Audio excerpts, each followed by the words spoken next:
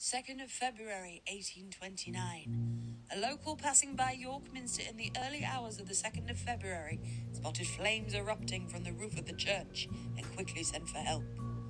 The people of York watched in horror as their beloved church was engulfed in a raging fire and there was nothing they could do.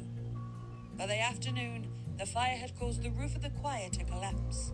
Once on the ground, the crowd were able to douse the fire with buckets of water.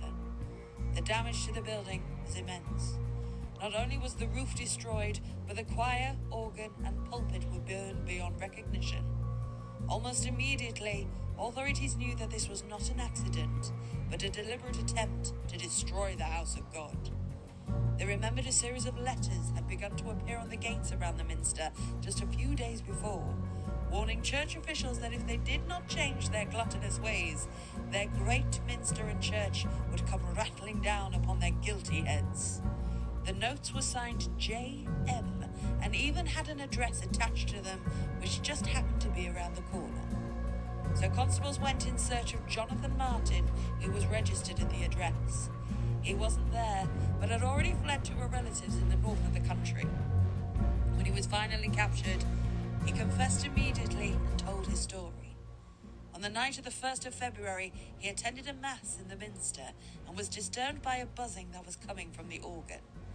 He understood this to be God speaking to him, telling him to burn down the church. So hiding himself away in a building, after the doors were locked, he set about building a pile of cushions and prayer books and set it aflame. After escaping through a broken window and climbing down the bell pull, he fled into the night. At his trial, despite his confession, he was found not guilty by way of insanity.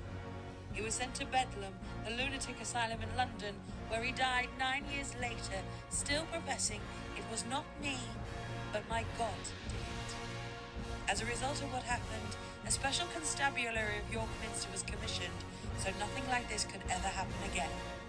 York Minster remains one of only 6 cathedrals in the world to have its own